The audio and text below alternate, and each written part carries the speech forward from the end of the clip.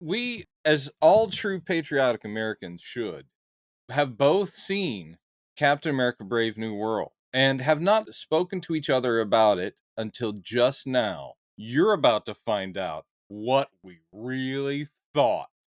You love the MCU. I know that about you. You've enjoyed the Captain Americas. Yeah. I enjoyed Falcon and Winter Soldier. There you go. I was about to follow up with if you enjoyed that.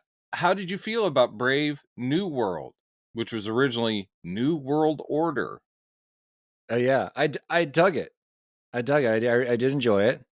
I can see, there's a lot of grumbling online right now that Oh, online rumbles, man. it really is like people aren't saying it sucks. People are saying that it's, like the kids say it's mid. Like it's everybody's a lot of people saying it's okay.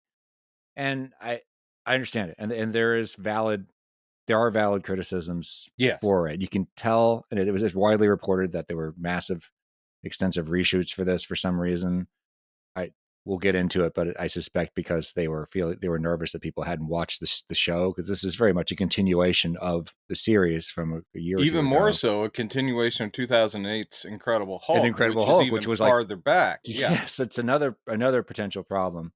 So you can see, like we said, we'll get into it, but you can see that there are some scenes I think that were kind of shoehorned into the script probably later because they thought, oh, nobody's going to remember this or that, or people probably didn't watch the show. So it's like, gets a little awkward at times, but I still really enjoyed it. Yeah. So I think you're right about audience reaction. The most that I'm hearing from people who've seen it who aren't critics is a lot of people going like, it was mid-level Marvel. And what I always say is mid-level Marvel, all I ask of it is to entertain. I mean, yeah, and if I'm entertained, and granted, I'm a comic nerd, so it's a different level and it's hitting a different thing. I wonder about people who are just sort of drop in, oh, I'll go watch this new superhero action movie, and I don't really know or care about any of the characters. I could see them being confused. I can also see them going like, what was the point of that? yeah, Whereas weirdly, I always see, and they have done a good job of making this explicit, is that, Feige sees this entire thing as one story. He says in interviews, he's like, yeah, I want each movie to just be good on its own. mm-hmm. But at the same time, I kind of like, he's the editor in chief of the MCU. He's telling a big story. And so this one doesn't stand out necessarily as like an amazing single movie, but as a chapter in this ongoing thing, I think it's solid. I don't put it at the top of any of it, but some concerns. I'm going to get back to my original point, which is John and I and Jerry all went to go see it together, and again, we all enjoyed it. But the critics, that's what John and I were talking about, and we've brought this up before, just in conversation, but also on the podcast. Critics are so waiting for the downfall Mm-hmm. of Marvel. They Yeah, want it to be over. They want the real bombs. So they are helping to generate a feeling of Marvel's dying and they haven't done anything of worth since, Endgame and Infinity War. You're like, no. I'm sorry, that's not true. So the harshest stuff is coming from some of the places you'd expect, as in like New York Magazine or Vulture or things like that, where they're basically just going, Marvel's a slop factory. I think that was Vulture that said that, and this stuff is finally the cracks are showing, and they can't give us a good movie anymore, and everything is crap. And no, that's people prematurely dancing on the grave of the yeah, studio, which has been incredibly successful. yeah, The points they make, some of them are valid, but they see it as um, indicative of this is all they can do. This is the best they can do, and they're never going to get back to the highest heights. And I just don't buy that. yeah. Yeah, that's bullshit. But yes, so mid Marvel is still fine Still and pretty damn good. still pretty damn good. Some concerns I had because I hadn't read a lot of the reviews before I went in, but some of the like key points and like headlines, and I'm like, I don't want to spoil it for myself. But the thing about, like you said, you can see some of the seams. You can see some of the, like, we have to explain this or da da da. You can see them dancing away.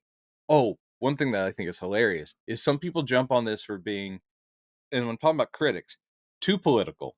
It's like we don't want that in our superhero movies these days. Did you not see Winter Soldier? Yeah, and then on the flip side, literally there are people saying they're being softball on political topics. It's like they brought politics into it, but they're not willing to really go there. And I'm like going, so it's either too much politics or not enough. And I sit there going, one of the great things about that character, and that includes Sam and Steve. One of the great things about Captain America, which has been laid out in and I've been rereading Captain America from the beginning. I think I told you that, right? I was Yeah. like, I want to go back and start at the beginning and read all of Captain America. I'm up to 1990. I finally got to the 90s. And a lot of these, of course, I read as a kid. But the thing is that character, what's great is he's not a tool of the government. And because they decided to make Sam Wilson in the MCU, because he's not this in the comics, but in the MCU, he is military. Mhm. He's former Air Force. And that's an interesting, just like with Steve, who was in the Army, an Mhm. interesting thing where they respect the chain of command, but they are not soldiers anymore and they can say no. And famously, Sam sided with Cap and the Civil War thing, and they got jailed because of it. Mhm. The idea that he is a puppet of the government is one that is addressed a lot in comics and in the movies. And the answer is he's not. He has his own mind. America in the title is he's serving the people and he's not serving a particular government or, that kind of thing. So I love the fact that this is about Sam, you know, essentially going rogue and helping the president, but then if he's involved in something, he's going to bring him in and all that kind of stuff. I thought that was great. And I think Mhm. they also did a good job of humanizing Ross. He's not Yeah. the villain of the piece, but he has done shady stuff that the American public doesn't know, and for his own good. But he's shown to be essentially a guy aging and basically saying, I've screwed up a lot of things. And the thing that hurts me the most is that I've lost my daughter because of my, you know, Yeah. rigid belief system and all that stuff. So I think what I was afraid of is that they would just go plot, plot, plot, fight, fight, fight. And instead, the human moments, as is always the There's a case, lot of them. Yeah. yeah.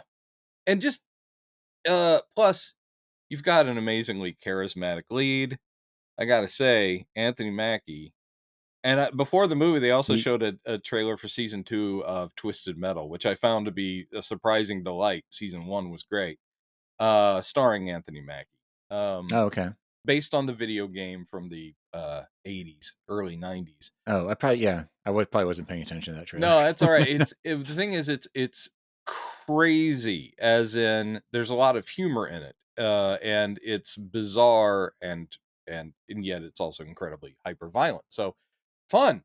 Anyway, so Anthony Mackie is amazing, and those moments which we already knew, like you get a Bucky scene, of course, and it's like those guys are effortless as far as their chemistry, which was across that entire series. But it's just like, oh man, that's great. Mhm. And just ending with like, "I love you, man," and he just kind Mm. of nods. Yeah, I thought it was interesting that he didn't answer in kind, He didn't answer back, which but was it's understood. right, It's right. understood. That's so good. And of course, the new Falcon guy who was in Falcon and Winter Soldier but had Yeah, not gotten the wings yet. right. Their chemistry, again, as partners, great. And Mhm. there are lots of moments in this movie where you're sitting there going, a harsher or more paranoid editor director would go, cut those first. And I'm so glad they didn't. Just the Yeah. moments of like bonding, human moments. Right. I I think that was probably one of the things that was boring especially younger audiences, because there was a lot of talking in this movie. And I've Red always Hulk. said on the show, I love conversational scenes. I Yeah, love them. yeah. I know people, oh, it's expositional. That's true. There were a couple points that were made in this film, I think, several times. So they're like, you get it yet? Where Yes. have we made this Yes. clear enough yet? People. Yes. But towards the end, it was one of the leader's speeches. Is that his name? The The leader. Tim Blake Nelson. Yeah. Yeah. That he kind of said the same thing several times throughout the movie, I think. And that towards the last time in his last scene before he gets arrested, I was like, okay, we get it. We know we already heard that. But most of it was great. The Yes. fact that scene that they ended on, well, there was the post credit crap, Right. but Falcon talking or Cap talking with the new Falcon in the Yeah. hospital. That was the last scene. I was like, wow, that's kind of a bold way to end the movie. I mean, just a human moment. That is, as you said, it's like that is that's good storytelling. But Yeah. some of the scenes I'm talking about are exactly what you just brought up. And it's interesting that you were bringing up the leaders, like repetitious thing, which and he delivers. Tim Blake Nelson makes a meal Oh out God, he's of the great. leader. And I mean, again, as a long-term fan of the comics and the movies, just the fact that they didn't leave that dangling plot thread. It's like, oh my God, we are in that same universe because Stearns has been forgotten about since Incredible Hulk, but they bring him back and like, wow, this is awesome. Okay. That wasn't the example I would have had. The example I would have had is literally within 8 minutes of the whole thing about um when she was a little girl, we used to go look at the cherry blossoms, and that's as President Ross talking to Butter, talking to Sam, and then when he's Red Hulk, and you have him go, you literally have Captain America looking at Red Hulk, going, "Look around you. This is the place. You used to go walk with her to look at the cherry blossoms," and he's trying to reason with Red Hulk. Then minutes later, like a couple of minutes while he's still fighting, then he stops. Red Hulk does to look at the cherry blossoms like on his hand. And I'm like going, we get it. We get it. We Yeah, didn't yeah. forget the thing we heard literally Mhm. 8 minutes ago. Right. It's like, wow, don't spoon feed. And that I think is that was them over or underestimating the audience. And it's Yeah, I like, would say you don't yeah. need, it could have literally been the first mention of it. Then the point where Red Hulk stops fighting to look at the cherry blossoms. We all would have gotten it. You didn't need Cap to go, "Hey, do you remember the Yeah. thing you told me about the thing?" So there are plenty of There examples like that where I think yeah. it is them trying to make sure that they have threaded the needle so that the Mhm. audience is like, "Oh, Yeah. oh." Somebody else pointed out, I'd say I didn't even catch this when I was watching it, but one of, Harrison Ford's first lines, I think it is this first line of dialogue that said, "Has Betty called my daughter?" Just Yes, to yes, remind the yes, audience, yeah. that's his daughter, just in case you forgot the movie from 15 years ago, which you probably did. That makes more sense. And also, Yeah. but also we have a new actor inhabiting the character, so I think they were also worried about people aren't automatically connecting him to that character, even if he's Right. called the same thing. Right. And I think having a couple flashbacks to him during the mustache years where they put the mustache on Harrison Ford, I was like, okay, again, I understand for the not, encyclopedic, we've watched all these movies to sit there going like, oh, he was that other, got it. And they do things like, well, you signed the Sokovia Accords, and it was Yeah. definitely you, not William Hurt. And your daughter, her name is Betty, and she's Yeah. still Liv Tyler, even though you're not William Hurt. Yeah. So there was plenty of that. Um, there was a lot of confusion, or not confusion, but concern over the character of Sabra. And she was interesting in the film. She's so different than she is in the comics. But I think the very existence of an Israeli heroine got a lot of people upset. Mm.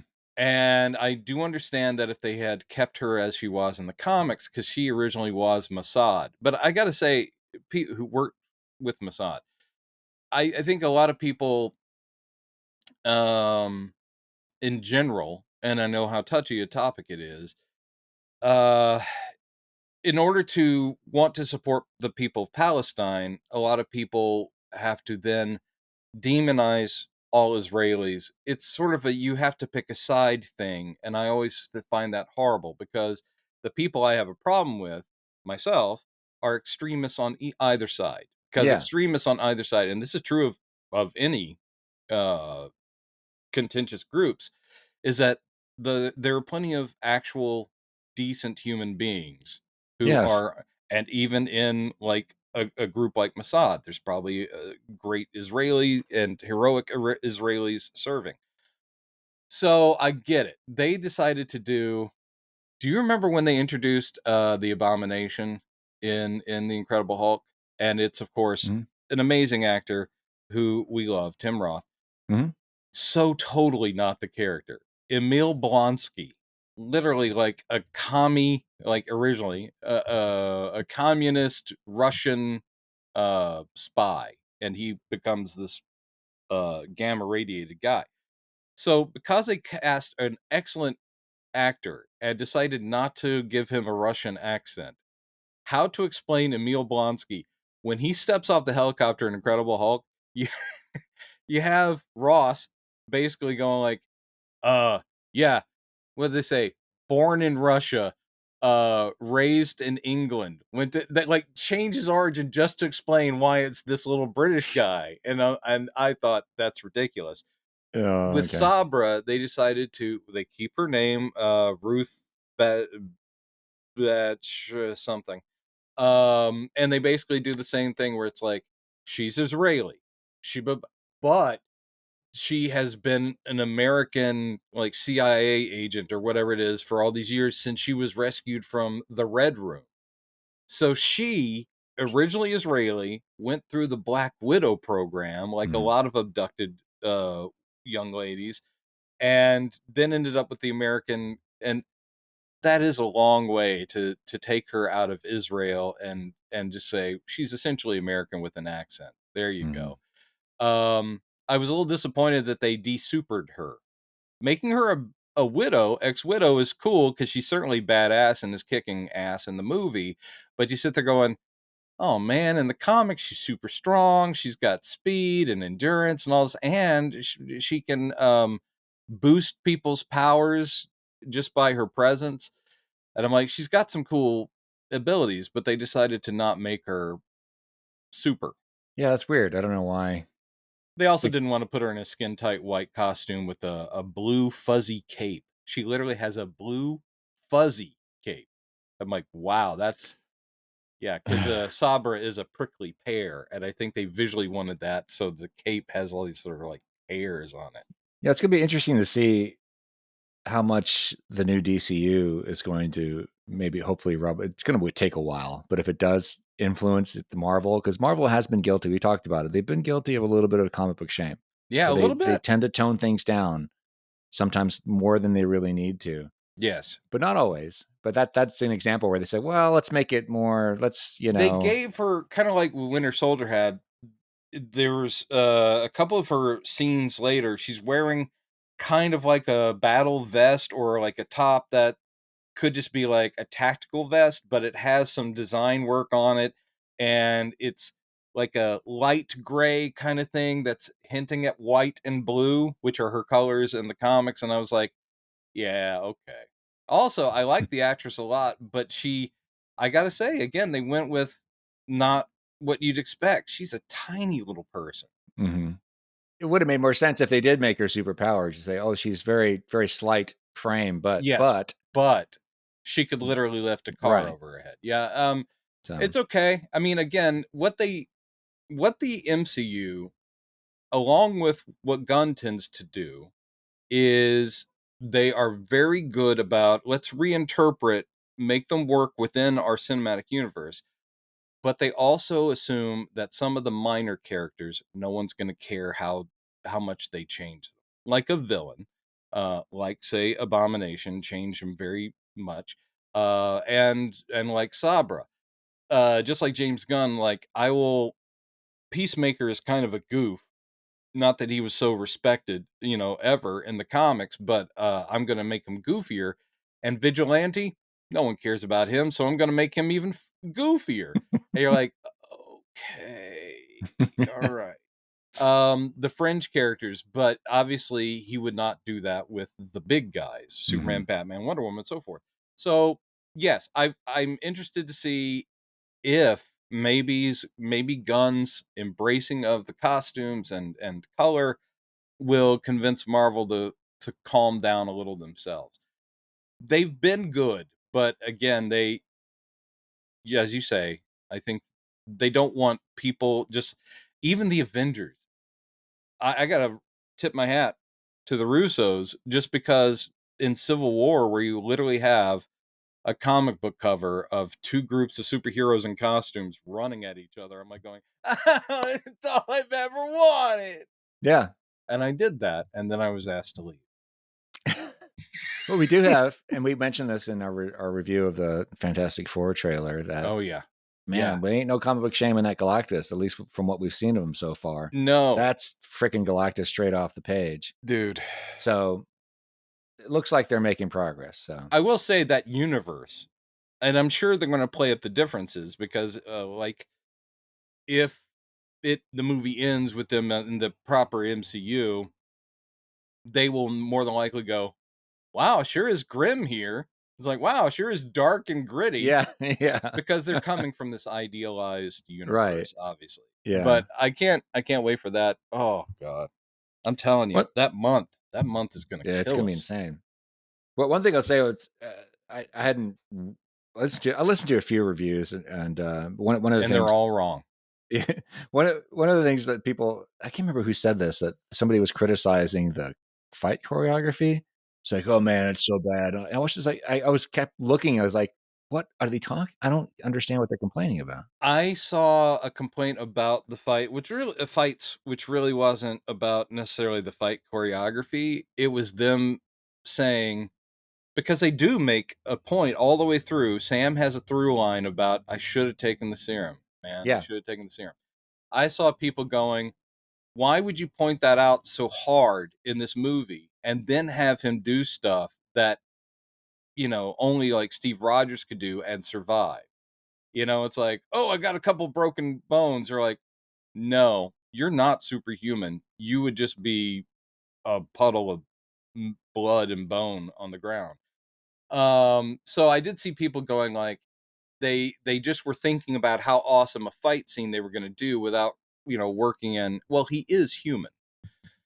They show him, he knows how to use the wings and even the thrusters connected to the wings to give him boost. We know that the shield itself absorbs kinetic energy, bounces it, so it protects, not just bulletproof, it literally the Hulk can run into a human holding it and the human would be shoved back, but would not receive like bone shattering injuries.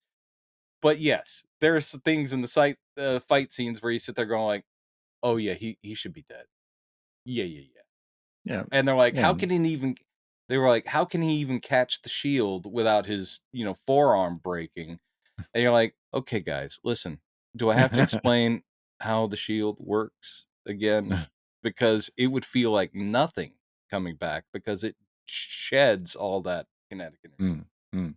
They do make a big point too. It's a lot of lines of dialogue about the fact that his suit has been enhanced by Wakandan technology at this Yes. point. Yes. And They do tons of that thing where vibranium, they of show course. those Yeah. shields that build up, Yeah. and just like T'Challa's suit that also absorbed kinetic energy and blasted it back, they show that with his wings. And I gotta say, even that, I just sit there and I go, hee hee hee, because in the comics, and I'm sorry I did that noise. By the way, I'm sorry, listeners. I'm gonna laugh like a normal human being. I went, ha ha ha. Because yeah, in the comics, Sam gets his wings from Wakanda, from T'Challa. And I'm like, even that, I'm just like, oh, dude. Because even it's a completely different, you know, story of how, but it's just the writers going like, hey, if we connect this to that, then that's true to the comics as well. Love it. And I like the way they call him a Hulk hunter. Like that's the thing they keep bringing up with Ross and calling him that's something that the press just keeps harping on like, well, you were the Hulk hunter and that was a big disaster and he's like, yeah, okay. And I'm like, he was the Hulk Buster and Hulk Hunter in the comics too, and all that. I just love it. There was a lot of really classic Hulk attacks in this too, with the hand clap and the Yes. leaping and One thing I think is oh, hilarious is not only does Gamma apparently, alter your physiognomy, reduce your intelligence, but I guess, well, let's say Ross had watched Banner's Hulk for so long that some of those moves are stuff he picked up subconsciously. Because I'm like, does turning into a Hulk mean you automatically know how to well, do the thunderclap and all that kind of stuff? I'm like, well, I wow. think maybe maybe subconsciously his obviously because as Red Hulk he's a little disoriented at Yeah. least kind of disoriented if he that doesn't have a completely different personality like the Hulk originally did. Yeah. But he would know a lot about the Hulk. I did kind of just like go like he's kind of repeating Hulk moves. I love the like Falcons trying to lead him out of DC proper. Though the full on, you know, Roland Emmerich destruction of the White House with Red Hulk. I was like, damn, that's cool. Also, by the way, people who are like going, oh, it's so on the nose. The Hulk is red, like red state, like orange, like Trump. And I'm sitting there going, like, you idiots. The Red Hulk pre-exists Yeah, Trump being president all of that by stuff. like Yeah, a long time. yeah, Red is just because people the gamma was different and it made that the coloration. It's not a political statement. However, seeing a red Hulk on top of a destroyed White yeah. That House was pretty and funny. using the American flag pole to literally throw it through a helicopter, it's pretty badass. Yeah, yeah, I like yeah, the leaping when he's leading him. I yeah, love the Hulk. Just like that's yeah. That how was I great. travel. It's Yeah, great, good yeah. stuff. That put me right back. It was a run of when Hulk. I think it's when it was Smart Hulk for a while. Yeah, can't remember when this was, and I remember he was having a scene where he was like thought balloons to himself as he's leaping across the countryside. Like yeah. that's what it took me back to. Is like, oh man, that's just like Yeah, the and, comics. when he's Smart Hulk and still doing it, he's actually going like, "Oh, where will I land?" Like, "I have to aim this pretty well because I don't wanna come down on top of Yeah, a Dunkin' Donuts or something." right. And as far as I know, Hulk never did come down in the middle of a Dunkin' Donut. But, no, I thought the action was fine. I think Anthony Mackie is a great Captain America. I love that did you notice the cut line from the trailer? Yeah, yeah. Okay. But you're not Steve Rogers. Yeah. Yeah. You're not Steve Rogers. You're right. I'm not. Yeah. I wonder why they took that out. I think they that was them trying to soften it. Mm, I never took that as any kind of an insult. I just thought it was him saying like I'm my own man and I make my own decisions. But I think they just like going no, let's not. I think they're incredibly respectful to Steve all the way through it. Maybe over sure. respectful. Yeah, but the thing is in the trailer and then it doesn't show up and everyone's like I was like, where's that line? Yeah, yeah, yeah. Hello? Hello? Yeah, it is odd that is they're using that line to sell the movie, but then it's not in the movie. One nitpick I have was that, and the director and the writers they came out and said we couldn't figure a way to work in Isaiah's grandson, who is in the comics he becomes Patriot of the Young Right. Avengers. And he's in the series. Yeah. Yeah, he's in Falcon and Winter Soldier, and they said we just couldn't find a way to work it in, and and I was like, okay, you don't want to give him screen time because it's too much of a plot, distraction. But there's there were a couple times, like especially when he's going into prison, it's like he could have just said, "Look after him." Yeah. Literally a Uh, line. right. I was like, I understand he's Or he could not have going been to have. leaving when Yeah, Sam showed up to visit him, he could have been on his way out or something, yeah, yeah. That's true. But yeah, even if you just work him into dialogue without ever seeing him, you don't have to pay the young actor. But also, Right. it means it's on his mind that Right. that character exists, and make sure you look after him. Mhm. I was like, dudes, don't try to erase the character, even if he can't show up in this movie. And I don't think they were doing that. I just think they were like, that will confuse audiences who didn't see Falcon and Winter Soldier. Right. I mean, there was a lot of that going on, obviously. By the way, how awesome is Carl Lumley? He will I was always about be to say awesome. that was one of my favorite things is finally get to see him in action. I wish we had more of that, honestly, because we do see him like totally tearing it up while he's being Yeah, hypnotized. I would have yeah, been great if we had him seen later where it was really him, yeah. but maybe next time. Well, I think rightfully so. I saw people going online. When are we going to get a Marvel series that's just about Isaiah Bradley? And I would be all there. That would You be know, cast amazing. it Yeah. tough to cast any young actor that can match a Carl Lumley, but the story of him in the Korean War would be it'd be a gut punch because we Mhm. know Where it's how going. how Yeah. horrible that was. The Right. miniseries Truth, which is where they introduced the whole Isaiah Bradley character and the idea of they first experimented with the soldier serum, a different version on all these black army guys, and it was hush hush, like the Mhm. Tuskegee experiments and all that kind of stuff. And that is such a good series. It's Yeah. so good, but it's of course it's highly political and it's Sure. very uncomfortable. But the idea of there had been an original Captain America who was black, and of course, once Steve Rogers finds out, that's the thing is that even the people who wrote that miniseries are like, we're not going to throw any shade on Steve. He never knew, and it literally has Steve coming up to Isaiah and like going, "You were the first, and you're awesome, and Yeah. hats off to you and all that." I did see I saw it was Emmanuel Noisette in his review did mention that it was a kind of a shame. It's a shame that the film didn't really go into the issues of race like the series did in a sense, because that was much more what you just mentioned was much more a part of the plot in the Oh, show. absolutely.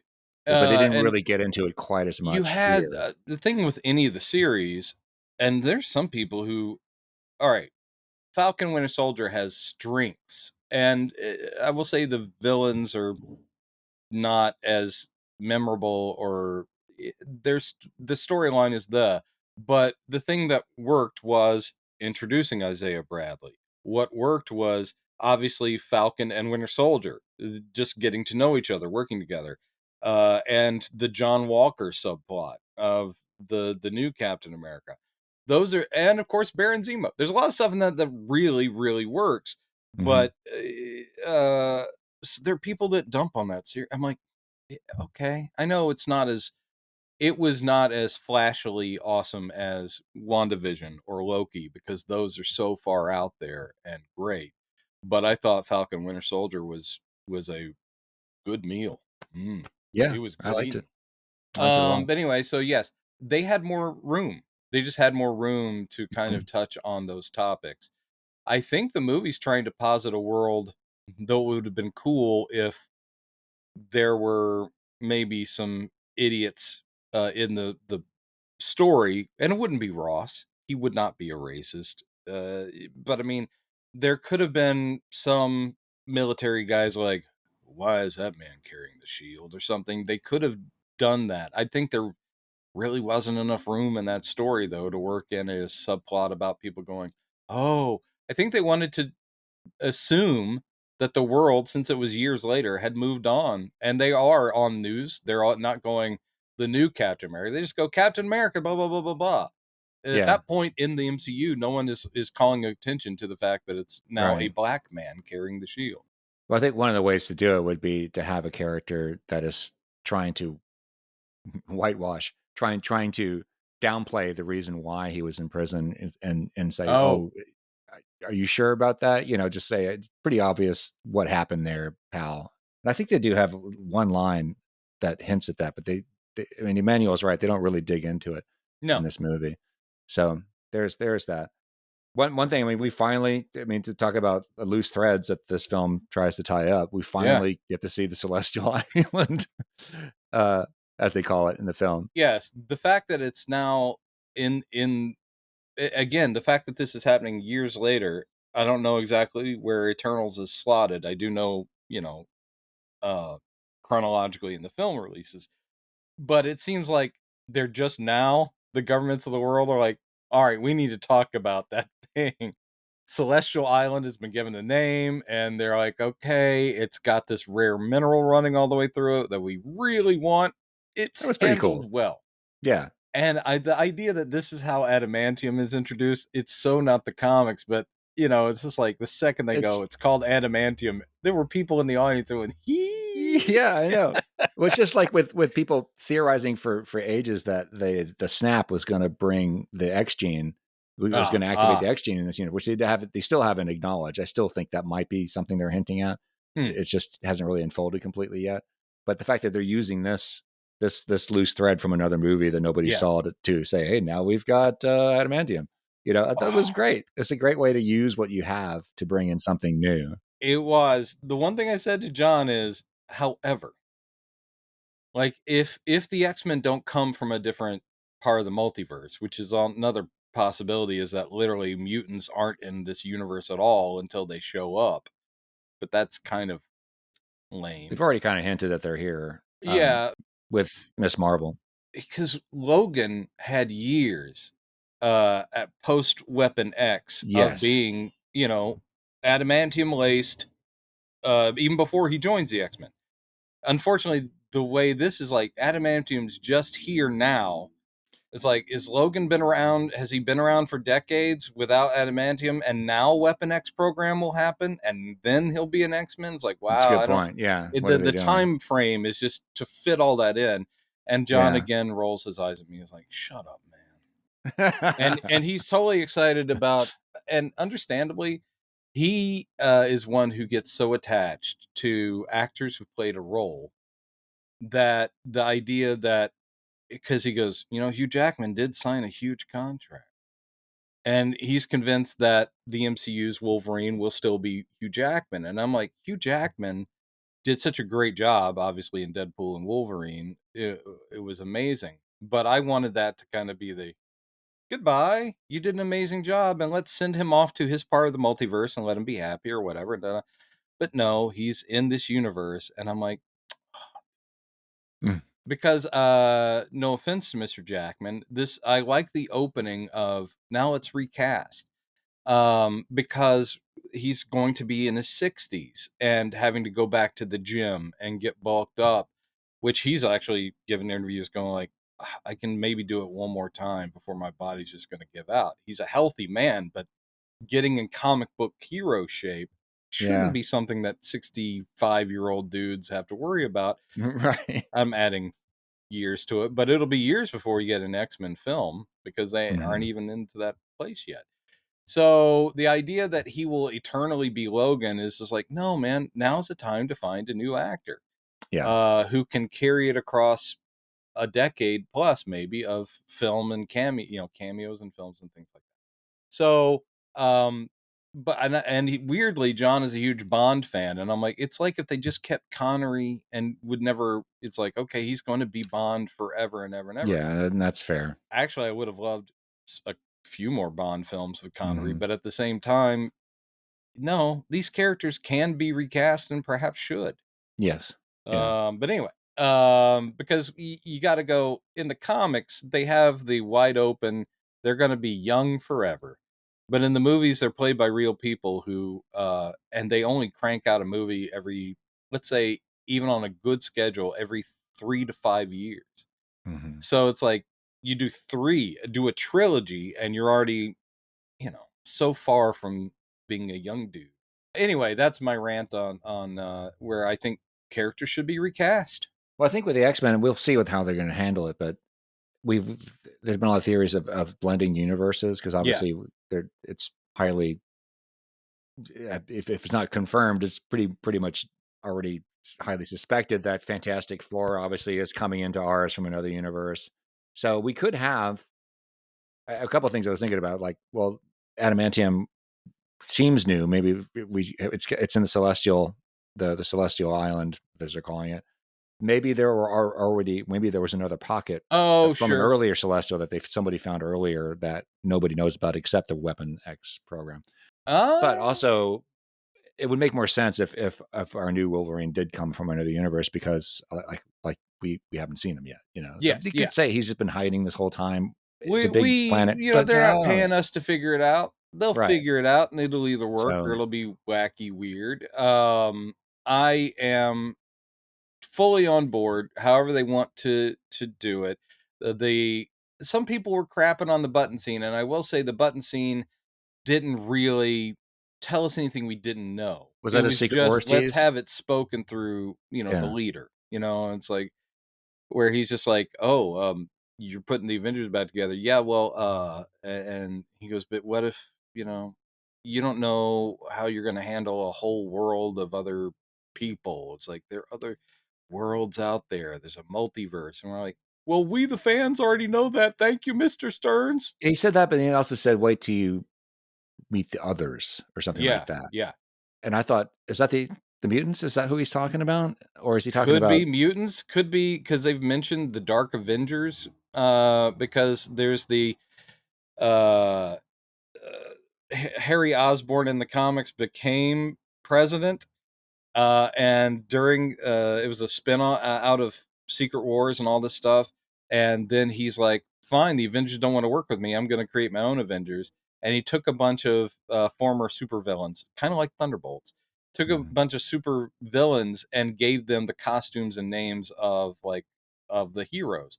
So like Moonstone became the new Ms. Marvel. Yeah, or yeah.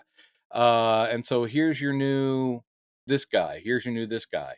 And basically they were hyper violent, obviously villainous, but still doing good. And the real Avengers were happy about it. So people are saying it could be Dark Avengers, X-Men. It could just be like you're talking about the Secret Wars idea, not the original Secret Wars, but the revamped one, where it's different multiversal Earths kind of fighting. Right. So yeah, maybe we don't know what he's seen.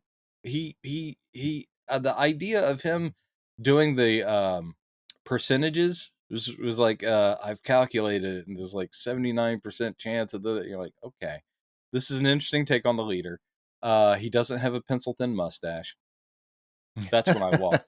I was like, the leader. Okay, you made him greenish, but his Jerry and John are forehead pulling needs to you be down. No, really Brendan, no, just sit down. Actually, I was surprised at the way he looked, because I had seen a leaked production art, and in some of the production art, it's Tim Blake Nelson, but they gave him the tall, forehead, the big Hmm. head that the leader has in the comics. And I was like, "All right," and it looks pretty good. I'm like, "That's what we're going to see." And instead, it's not tall. It's gross whirls of his brain, and it's like Yeah. mushroom head. And I was like, "Okay, all right." That allowed them to be sneakies, like, because to show Yeah, his his silhouette wasn't too revealing, I guess. I liked the dead eye and the one that's glowing green. All that Yeah, worked. It was yeah. eerie. And the fact that he can at least hide himself, and he would look, even if you saw him at the bus stop, you'd be like, "Oh, what the fuck's up with that guy?" But he can put a hat on and no one knows that he's, At first it's like glance, right? he Yeah, has trench coat and a hat, and like, I can just walk among you. and yeah, Hi, how you doing? I love the fact that the song that triggers everybody. By the way, spoilers. yeah. We're talking this whole movie. The song that triggers him is Mr. Blue. I was like, "Oh, that's great," because it's a callback to Incredible Hulk, where that was his secret online name. Mr. Oh, Green was okay. Bruce Banner, and Mr. Blue turned out to be Mhm. Stearns.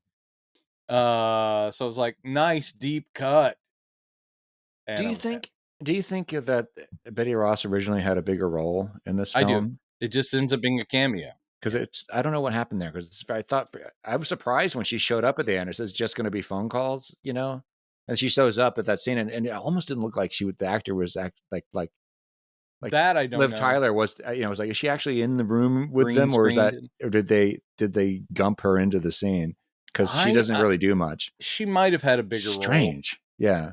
And again, I just sit there going like, well, that does tie a lot of this world together, but I was like, until she's making out with Mark Ruffalo. Yeah. I want to see Bruce and Betty have some sort of like meet up and just like go, hey, we And, need to talk about things. and it was a good scripted scene, but I did kind of get the impression that the scene with Bucky was tacked on at some point because we don't see him. I mean, it makes sense for him to show up, but also he had nothing to do with the plot, really. Like, I No, it wonder. was just to check in on his Yeah, buddy. right. Because I do like the parallels too. Not that everyone's thinking in these terms when they should just be able to go see a Captain America movie and whatever. But I like the Sure. parallels of, you know, the loss of Bucky in the comics and in the MCU was a huge formative thing for Steve Rogers. So the idea of Sam, who already feels like he let Isaiah down, but then the fact that his Bucky, the new Falcon, he's sitting there like, I couldn't protect him. He's like, and I may have killed my good friend. I'm like, I like that parallel. It's like Captain America it has this weight. And if you Yeah. bring in a partner, you're like, I hope they're going to be okay. Yeah. Now in the case of Sam, he also doesn't have the super soldier serum, so he's got to watch his own ass. But the idea that there's a powered person with a non-powered sidekick is always like, man, if you do this, I can't keep my eye on you all the time. Da, da, da. Yeah. I thought that was well done. And yeah, Yeah. I'm okay with that. Plus the weird drop in of he's a congressman or senator, and I'm like, Yeah. I was like, oh, he's running for office too? he's running for Ugh. office, yeah. And I'm like, okay, that's Is, odd. And I'm sure the Thunderbolts will pick that up. is that in the comics? No, Okay. no. And I'm sitting there going, what a forgiving universe that is. Because even if you go, I'm not brainwashed anymore. For decades, you've killed hundreds of people as Winter Yeah. Soldier, and yet you can still run for public office. Okay. Yeah.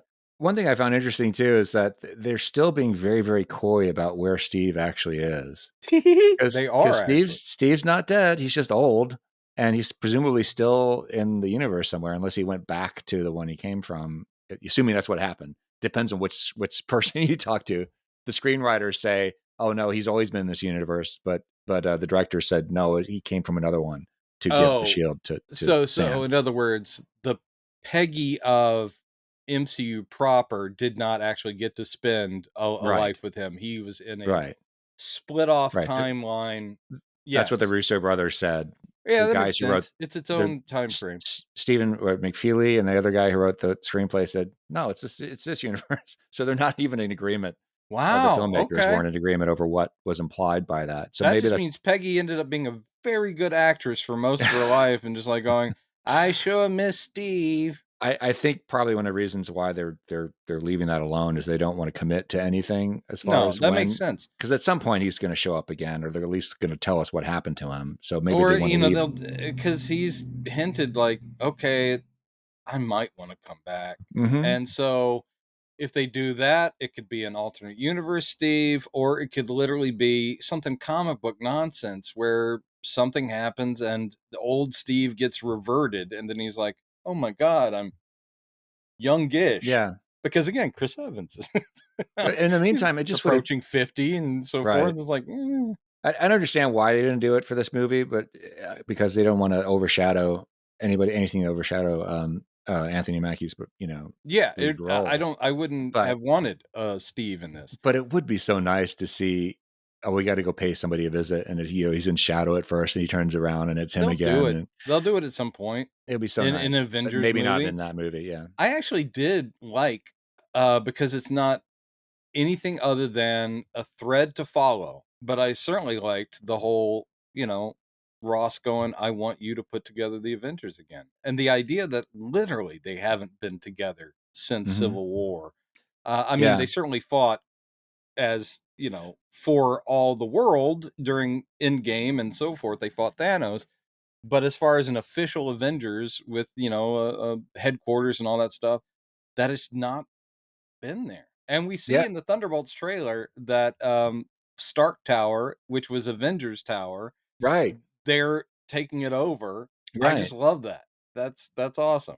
I did really love that I'm scene. really looking forward to Thunderbolts, by the way. Yeah, that scene is right before all hell breaks loose at the White House, where Anthony sits down with Falcon.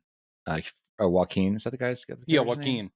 He sits down with him after he's met with Ross and says, you know, he wants me to restart the Avengers. And we know that he's skeptical. He hasn't given an answer, but you can see that he's bemused by it. He's like, wow, might be restarting the Avengers. I don't know if it's a good idea, but he's kind of smiling. He's like, well, this might happen. You know, he's kind of excited about it. I love the idea that Joaquin is obsessed with Ant-Man. So Yeah, I get to meet Ant-Man now? Yeah. He goes, so what are we going to call me? He goes, not Ant-Man. That was good. I mean, obviously, we have had breadcrumbs of, you know, we've had Ms. Marvel, Kamala Khan going, and she's recruiting young Avengers. Awesome. And to get a new Avengers with these new characters, I'm totally jazzed. The thing is, they have broadened from their obviously humble beginnings, which were still hugely big budgeted films, but they just built this universe where, just like in the comics, it got to be something exciting. The Avengers were never a static thing. And even in Stan and Jack's age, they had the idea. The idea was not creative. It was bring into the team characters that you might want to boost their visibility. They might get their own series. So it's like, oh, great, Thor is doing strong, so he doesn't need to be in the team anymore. Bye. Iron Man, great, he doesn't need to be in the team anymore. Blah blah blah. We'll keep Cap around to always bring them together, but it caused a big stir when the old order changed, and essentially all the big guys were gone, and it was Cap with Hawkeye and Scarlet Witch and the Vision, and you're just like going, and Quicksilver, and you're just like, what is this? That's not my Avengers. And I love that, because now you've got all these characters ready to be brought in, including, well, a lot of them will go to Young Avengers, but Ironheart and so forth. Legacy characters. I love it. And that's why I sit there going, like, I don't need to see 80-year-old Captain America. We can have new people come in and take over. It's an evolving thing. And in the comics, they've done that plenty of times too. So there's precedent. Justice League did the same thing, but most of the time it ends up still just being Superman, Batman, Wonder Woman, and who you like, and other people. So Captain America, Brave New World, was good. Yeah, go see I dug it. it. I'd watch it again. I would. Maybe not in would. theaters, but I'll watch it again. Yeah, I will. What do you think about that Super Bowl teaser that was just Guy Gardner? Oh, geez. Yeah, it was funny. It was funny, but I understand why people were disappointed in it, because that was kind of a lame thing to kind of get people built up for. You know, it was like, I did really? not know there was going to be anything Superman related, and I wasn't watching the Super Bowl, so I saw it the next day. I was like, oh, I think that's cute. But yes, if they had teased like, oh, you're not going to believe what we're going to put on there, and it's just Guy Gardner with his hair, and you're like, okay, Nathan Fillion, doing it, which was great. But yeah, it's not what people were waiting for. Hang in there, buddy. We're gonna get so much, and that little thing with Shaq was cool too. Yeah. And I promise you, Chad, at some point, I've just been too busy, and I've got to go see it before it leaves theaters, and that is a total unknown, a complete unknown. Complete unknown. I'm rewriting Dylan lyrics. That's smart. Yeah, it's not going away anytime soon. I keep checking because of the Oscars. Yeah. Well, and Regal keeps the only show like to next Thursday. Sometimes like, oh no, I got to see it, and then I see it, and then they keep updating it to keep showing. Just so you guys know, Chad is rabid for this film, but it makes perfect sense. I mean, in addition to it, so apparently it's an amazing film, but it's just so up your alley. Yeah, I've seen your alley, and I was like, what is it? Oh, it's not just that it's a well-made movie about a musician I really admire, but it's the fact that all the people playing musicians in this movie, but especially Timothy Chalamet, whom I liked before this.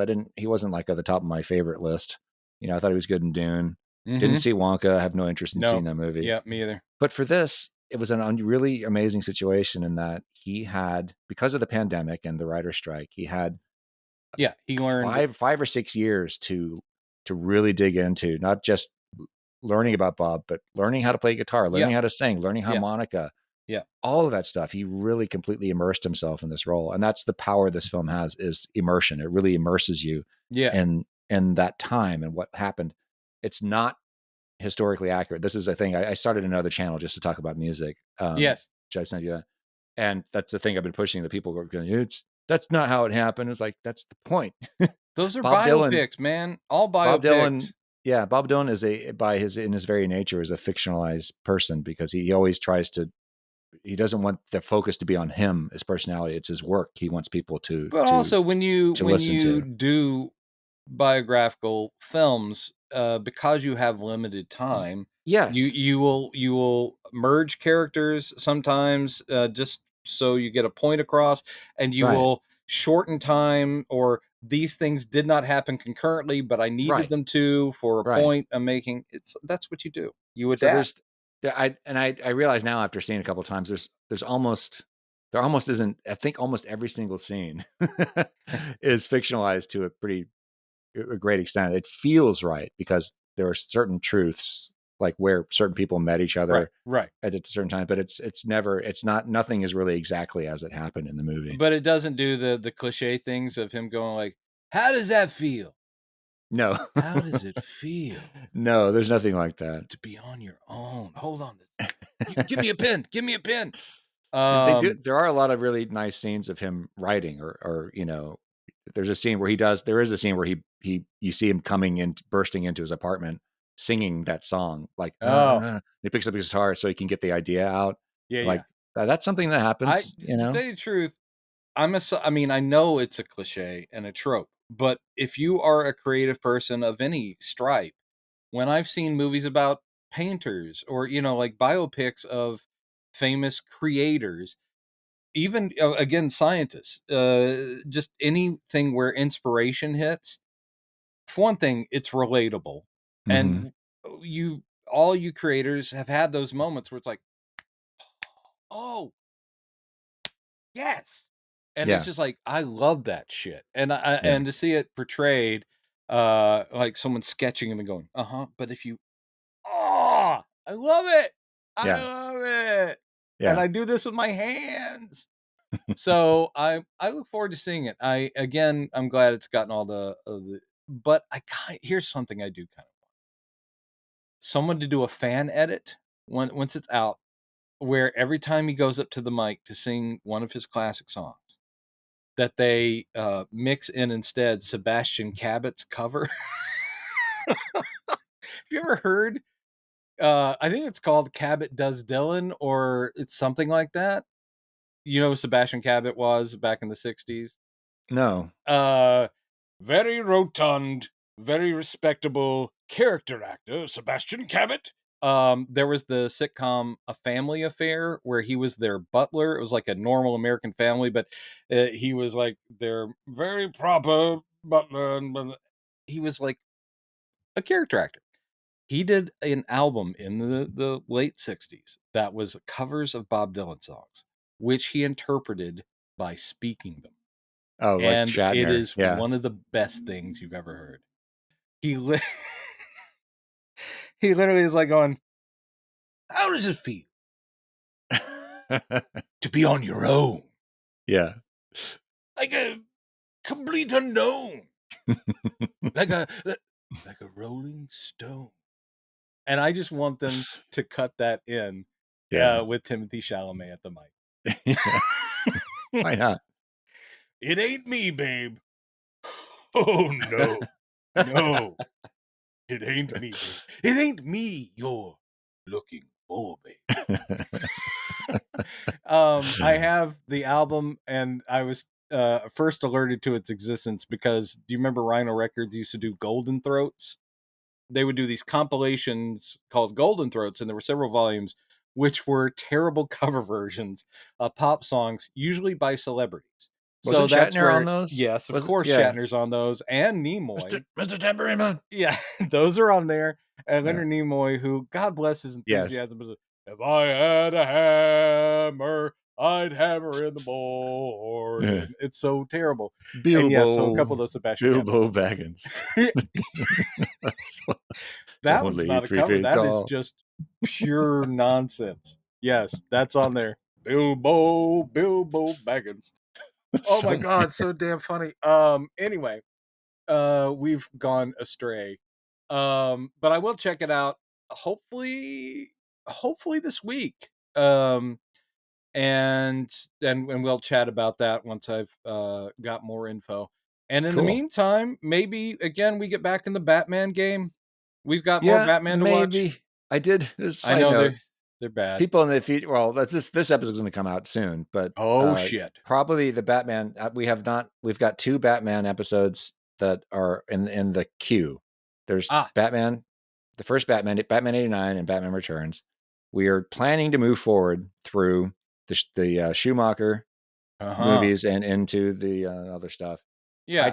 I started trying to watch Batman Forever a couple of times now, and I'm really having a hard time. I'm kind of wondering if we should put the pause on the Batverse for until I can get caught up, so we can kind of gauge.